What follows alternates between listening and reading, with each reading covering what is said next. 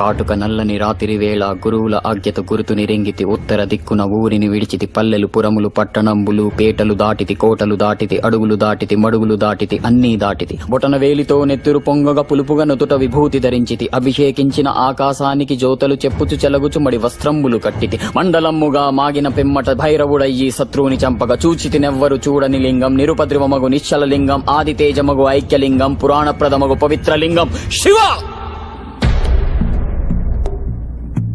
ఓం నమో శివరుద్రాయ ఓం నమో సితికంఠాయ ఓం నమో హరనాగాభరణాయ ప్రణవాయ